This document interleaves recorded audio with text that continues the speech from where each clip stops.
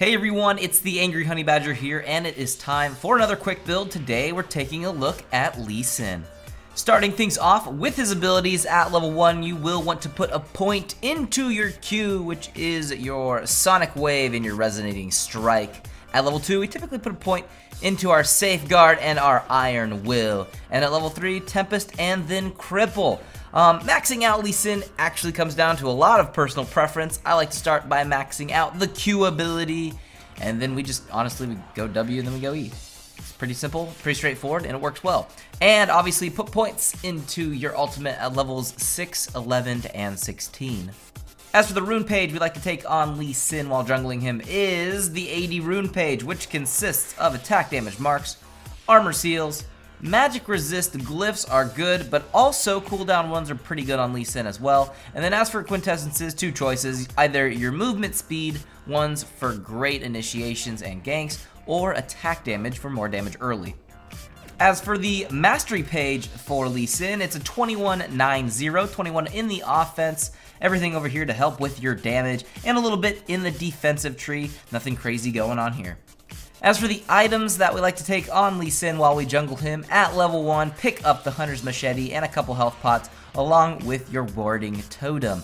Early on in the game, we like to pick up the Ranger's Trailblazer, probably the most consistent jungle item for every champion, and really just works out pretty well on Lee Sin too.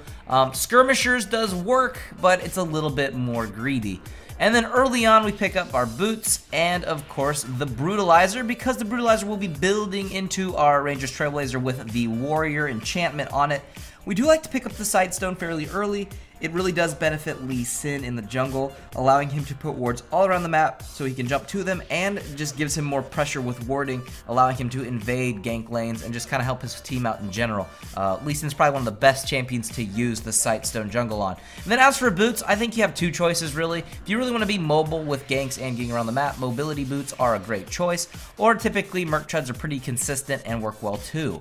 Continuing on with a mock full build, this is for defensive Lee Sin because Lee Sin doesn't really scale very hard into late game. We have our, of course, Trailblazer with Warrior. We have boots that we've chosen. We do finish that off eventually into a Ruby Sightstone, and then we go tank by picking up a Randuin's Omen and a Locket of the Iron Solari, and then pretty much a last decent just damage item that is consistent at least is the Last Whisper. It works well. Now, if you don't like the tank Lee Sin build and you are all about the early game and you don't care about your bad scaling into late game, a damage build may consist of the first three items basically staying the same-ish. Don't finish this right away, and then go for Ravenous Hydra, Last Whisper, and then GA. If you want some options for your builds, if you don't like all of these items or want to try a couple other options, of course, a Bloodthirster is actually a pretty good hard-hitting damage item to pick up on Lee Sin. And then the Maw of Malmortius is a good way to pick up magic resist and attack damage both and kind of help with either of the build paths. But that's going to be a quick build for Lee Sin for Season 5 so far. Try it out. There's a couple different options. Lee Sin goes two very different ways depending on your play style and how well you know the champion. But other than that, good luck out there on the fields of justice.